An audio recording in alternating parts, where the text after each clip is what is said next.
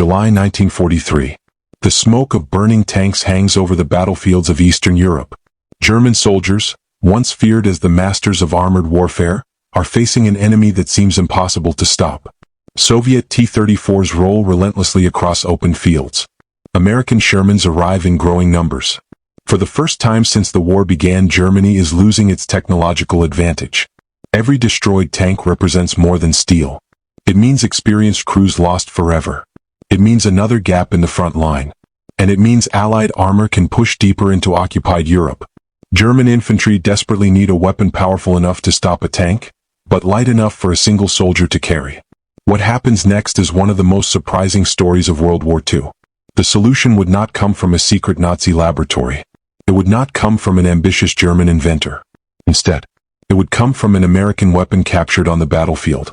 A weapon Germany would study, disassemble, improve, and transform into one of the deadliest anti-tank launchers of the Second World War. This is the story of how Germany copied America's bazooka and created the fearsome Panzerschreck. Chapter 1. The Age of the Tank. To understand why Germany copied the bazooka, we first have to understand how tanks changed warfare forever. When World War II began in 1939, Germany possessed one of the world's most modern armies. A strategy became known as Blitzkrieg, lightning war. Rather than slowly wearing down enemy defenses, German forces struck with overwhelming speed. Aircraft bombed communication centers. Artillery shattered defensive positions. Mechanized infantry advanced rapidly. But the true spearhead of every offensive was the Panzer Division. Columns of tanks smashed through enemy lines before defenders could react. Poland collapsed in weeks. France fell in just 6 weeks. Europe watched in disbelief. The German army appeared unstoppable. Yet victory created a dangerous illusion. German planners believed their tanks would always dominate the battlefield. History had other ideas. Chapter 2. A new enemy emerges. Everything changed on June 22, 1941. Operation Barbarossa. The largest military invasion in human history. Nearly 3 million German soldiers crossed into the Soviet Union. At first everything seemed familiar. Thousands of Soviet soldiers surrendered. Entire armies were surrounded. German commanders believed victory would come before winter. Then, they encountered something completely unexpected. The T-34. At first glance it looked like another Soviet tank. But appearances were deceiving. Its sloped armor caused German shells to ricochet harmlessly away. Its wide tracks allowed it to move through mud and snow. Its powerful 76mm gun could destroy nearly every German tank at long range. Many German anti-tank guns simply couldn't penetrate its armor. Panzer crews suddenly found themselves fighting an opponent they hadn't prepared for. Veteran officers reported shells bouncing harmlessly off Soviet tanks. Entire German units struggled to stop even small groups of T-34s. For the first time, Germany realized it no longer possessed the world's best armored force. Chapter 3. The infantry's problem. While new tanks were being designed, another crisis unfolded on the front lines. Ordinary infantry soldiers had almost no effective way to stop enemy armor. Traditional anti-tank guns certainly existed. Weapons like the famous 37mm pack gun had performed well early in the war. But technology moved quickly.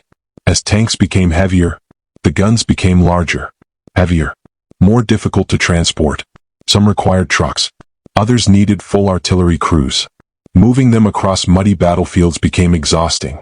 Setting them up under enemy fire could take precious minutes. Against a fast-moving armored assault, minutes often meant death. German soldiers needed something entirely different. A weapon that one man could carry, one man could fire, and one man could use to destroy a tank. Unfortunately, such a weapon barely existed. Chapter 4. And American invention. Across the Atlantic, American engineers had been working on an entirely different idea. Instead of firing a heavy metal shell using enormous amounts of gunpowder, why not launch a rocket? The concept wasn't completely new. Military scientists around the world had experimented with rockets for decades. But America's engineers combined rocket propulsion with a revolutionary type of warhead. The high-explosive anti-tank, or heat, charge. Unlike ordinary armor-piercing shells, a heat warhead didn't rely primarily on speed. Instead, it focused explosive energy into an incredibly narrow jet of superheated metal capable of punching through thick armor. That meant even a relatively slow-moving rocket could destroy a tank. The result was officially known as the rocket launcher, M1. Most soldiers gave it a much simpler nickname, the bazooka. Named after a humorous musical instrument popular in American entertainment, the name stuck. Soon, American infantry finally possessed a weapon capable of threatening enemy armor without hauling massive artillery across the battlefield. Although the earliest bazookas had limitations, they represented something revolutionary. A portable anti-tank launcher. Exactly the type of weapon Germany desperately needed. Chapter 5. The siege in North Africa, then later in Sicily, and eventually on the Eastern Front. German troops began recovering abandoned Allied equipment. Most captured weapons were simply stored. Some were evaluated briefly before being discarded. But one particular weapon immediately caught the attention of German intelligence officers. The bazooka. Unlike heavy artillery, it was surprisingly simple. A metal launch tube. A basic trigger mechanism. Rocket-propelled ammunition. No complicated recoil system. No heavy barrel. No massive carriage. It was lightweight, portable, and remarkably practical. German engineers requested that every captured example be shipped back to research facilities. The weapon wasn't merely examined. It was completely dismantled. Every component measured. Every material analyzed. Every engineering decision carefully documented. The Germans quickly realized something remarkable. The Americans had solved a problem that German designers were still struggling to overcome. But they also believed they could build an even better version. Not merely a copy. An improvement. One capable of defeating even the heaviest Allied tanks.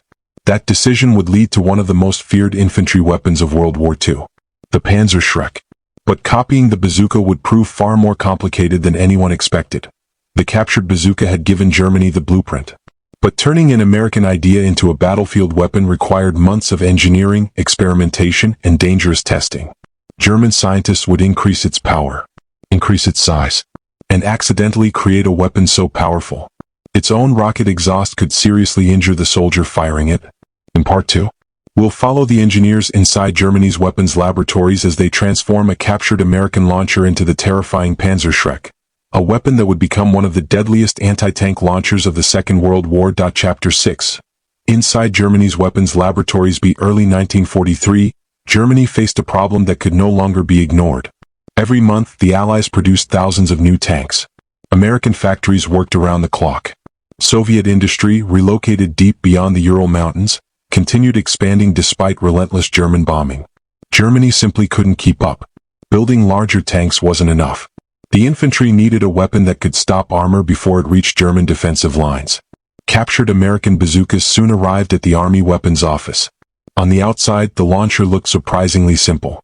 But simplicity often hides brilliant engineering. German technicians carefully photographed every component. The firing mechanism, the electrical ignition system, the rocket motor, the stabilizing fins. Nothing was overlooked.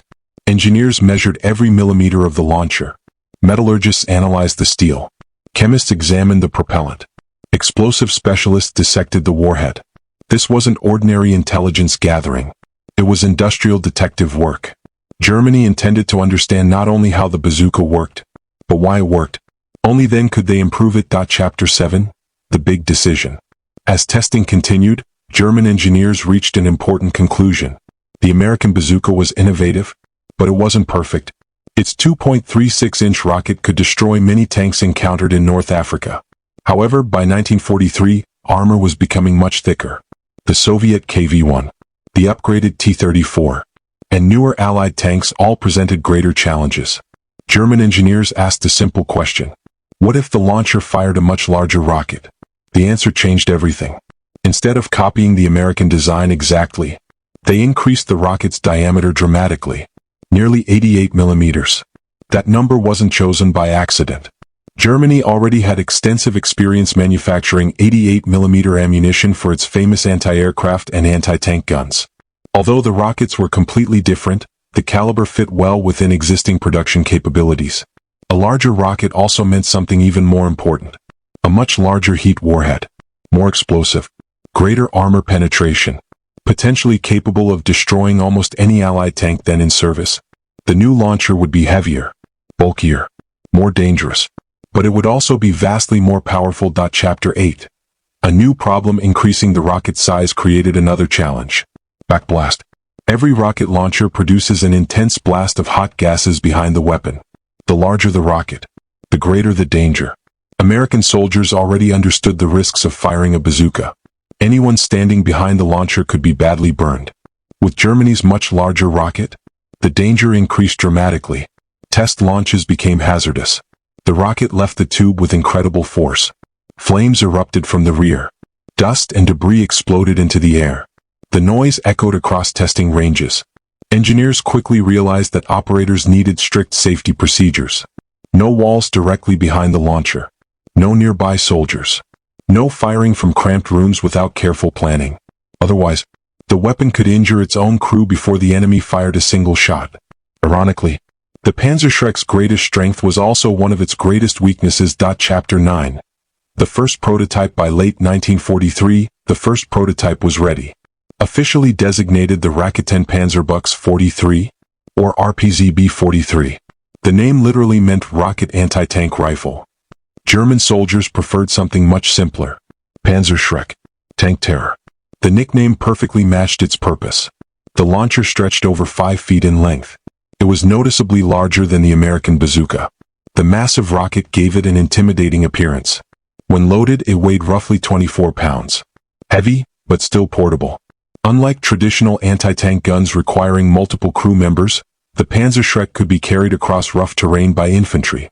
Its operation remained relatively straightforward. Load the rocket from the front. Connect the ignition wire. Aim carefully. Fire. If the shot struck correctly, even heavily armored tanks faced serious danger. Chapter 10. The first live tests. Now came the moment of truth. Could Germany's improved launcher actually outperform the weapon that inspired it? Testing began against captured armored vehicles. Observers watched nervously from protected bunkers. The countdown began. 3, 2, 1, fire. A burst of flame erupted from both ends of the launcher. The rocket streaked toward its target. Seconds later, a brilliant flash engulfed the tank. When inspectors approached, the result stunned everyone. The heat warhead had punched directly through thick steel armor. Inside the vehicle, the damage was devastating. The focused jet of molten metal had penetrated the fighting compartment with lethal effect. The test was repeated. Again and again. The results remained consistent. German engineers had succeeded. In terms of raw armor penetration, their launcher exceeded the original American Bazooka. But there was one serious problem still left to solve. Every shot blasted flames dangerously close to the operator's face. The rocket's exhaust scorched uniforms, burned gloves, damaged equipment. Firing multiple rounds became exhausting. Unless this issue was fixed, the weapon might prove almost as dangerous to German soldiers as to enemy tanks. Chapter 11. The shield that saved lives. The solution appeared surprisingly simple. A metal blast shield, mounted near the front of the launcher. This steel plate protected the operator's face from the rocket's exhaust. A small viewing window made from protective glass allowed the gunner to aim without exposing himself to the flames. The updated launcher became known as the RPZB-54. This would become the version most commonly associated with the Panzerschreck. It wasn't perfect. The launcher remained heavy. The shield reduced visibility. Smoke often revealed the gunner's position after firing. Reloading still required precious seconds. But now the weapon was far safer to operate.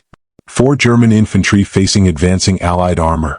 Those improvements could mean the difference between life and death. Chapter 12. The soldiers learned introducing a new weapon required more than manufacturing. Thousands of soldiers had to learn how to use it. Training manuals emphasized patience, discipline, accuracy. The Panzerschreck was not a weapon for long-range engagements. Its operators were taught to remain hidden. Wait until enemy tanks entered effective range. Aim carefully at the thinner side armor whenever possible. Fire only when success was likely.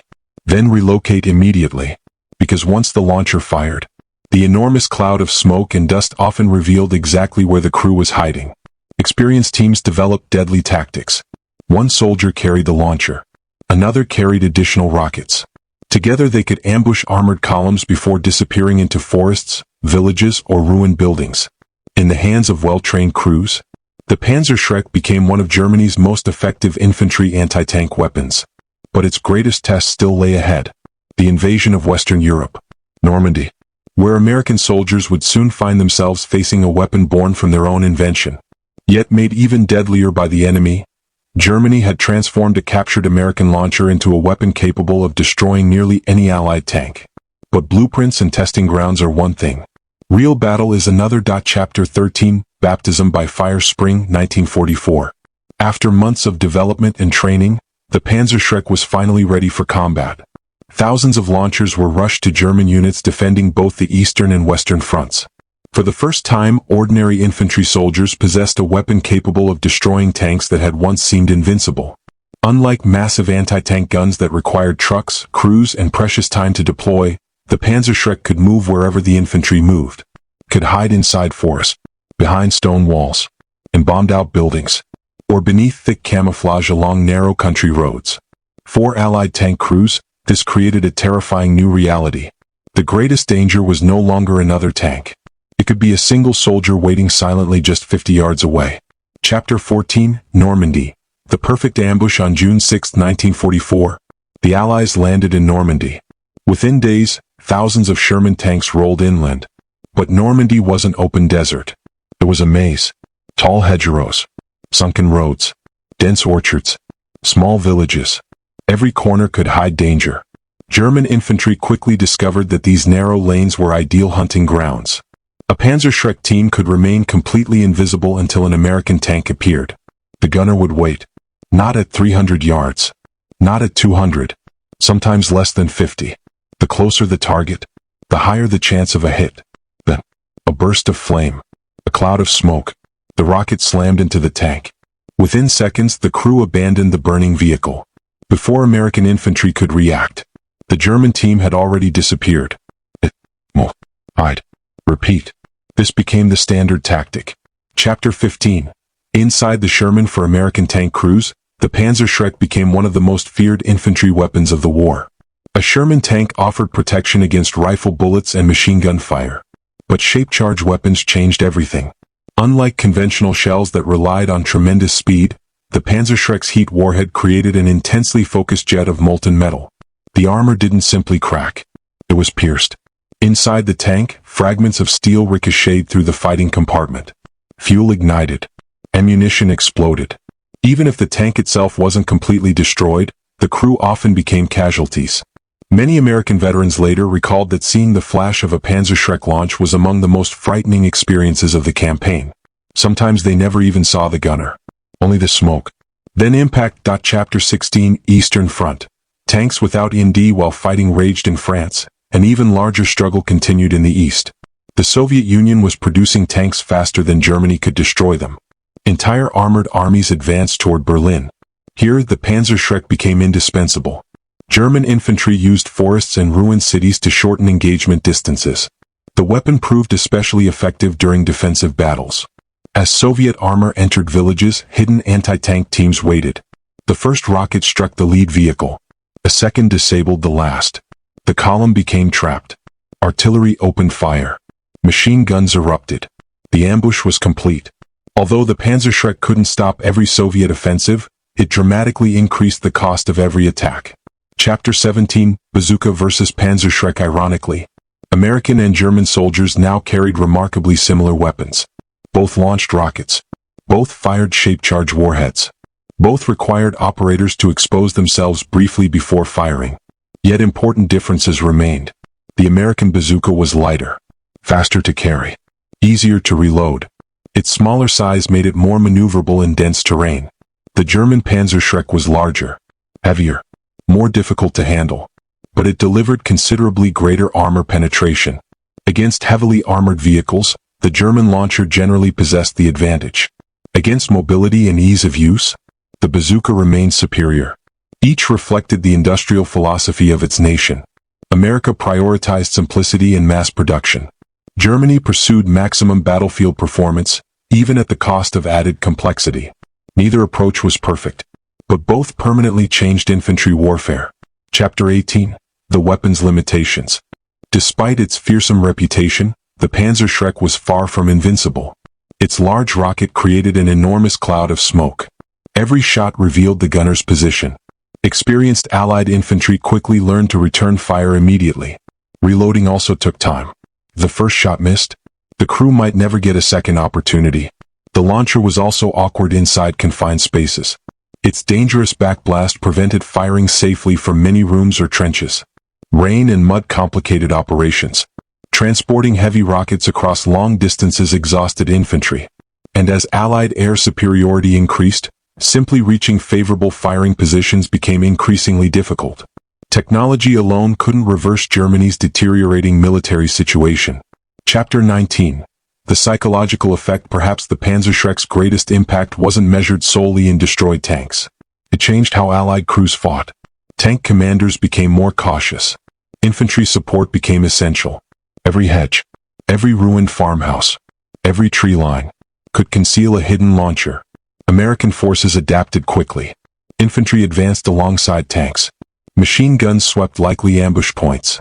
Artillery bombarded suspected positions before armored columns moved forward. The battlefield became a deadly contest of observation and reaction. Who spotted the enemy first often survived. Who hesitated, didn't. Chapter 20. A war of innovation. By the final months of World War II, thousands of Panzerschrecks had entered service. The launcher never changed the outcome of the war. Germany's industrial capacity was collapsing. Fuel shortages crippled armored divisions. Allied bombing disrupted production. The Red Army advanced relentlessly from the east. Western Allied forces pushed toward the Rhine. Yet the Panzerschreck left a lasting legacy.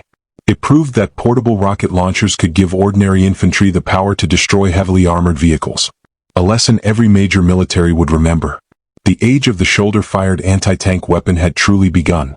Germany had taken an American idea and transformed it into one of World War II's most feared infantry weapons. But the story didn't end in 1945. The Panzerschreck, and the bazooka that inspired it, would influence nearly every anti-tank weapon developed during the Cold War and beyond. Chapter 21. Germany's production race. By late 1944, Germany's factories were under constant Allied bombing. Despite shortages of steel, fuel, and skilled labor, production of anti-tank weapons became a top priority. The Panzerschreck was relatively inexpensive compared with tanks or heavy artillery, allowing thousands to be produced even as Germany's industrial base crumbled. However, every launcher also required rockets, spare parts, transport, and trained crews. As supply lines deteriorated, getting ammunition to frontline soldiers became increasingly difficult. Chapter 22. The Panzerfaust rival. At the same time, Germany fielded another anti-tank weapon, the Panzerfaust. Unlike the reusable Panzerschreck, the Panzerfaust was a disposable launcher. It was cheaper, simpler, lighter, and required far less training. While the Panzerschreck offered greater range and better accuracy, the Panzerfaust could be handed to almost any soldier. By 1945, millions of Panzerfausts had been produced, making them more common on the battlefield than the Panzerschreck. Chapter 23. Why the Allies didn't fear German tanks as much. By the final year of the war, Allied commanders understood that Germany's greatest remaining threat wasn't its shrinking tank force. It was hidden infantry armed with anti-tank weapons. American and British tank units adapted by advancing with infantry support, using artillery to suppress likely ambush positions, and relying on air superiority to disrupt German defenses before armored assaults. The battlefield became a contest of detection rather than brute force. Chapter 24. The End of the War. As Berlin fell in 1945, thousands of Panzerschreck launchers were captured by Allied forces. Military engineers from the United States, Britain, and the Soviet Union examined them closely. They found that Germany had not merely copied the bazooka, they had redesigned it with a larger rocket and greater armor penetration. The exchange of ideas had come full circle. The American bazooka inspired the Panzerschreck, and post-war engineers studied both to develop the next generation of anti-tank weapons. Chapter 25. Cold War Legacy. The influence of these weapons extended far beyond World War II. The United States continued refining the bazooka before eventually replacing it with more advanced systems.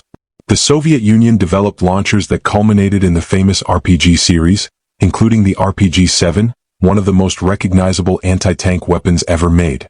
Many design principles first demonstrated by the bazooka and refined in the Panzerschreck, rocket propulsion, shape-charge warheads, and shoulder-fired operation, remain central to modern anti-armor weapons. The Panzerschreck never changed the outcome of World War II. Germany's defeat resulted from overwhelming Allied industrial production, resource shortages, strategic bombing, and fighting on multiple fronts, not from a lack of effective weapons. Yet the Panzerschreck remains one of history's most fascinating examples of wartime innovation. It demonstrates how armies often learn from their enemies. A captured American bazooka became the foundation for a German weapon that was larger, more powerful, and more intimidating. In war, ideas can travel as quickly as armies. Sometimes, the most influential weapon isn't one invented from scratch, but one reimagined from an enemy's design.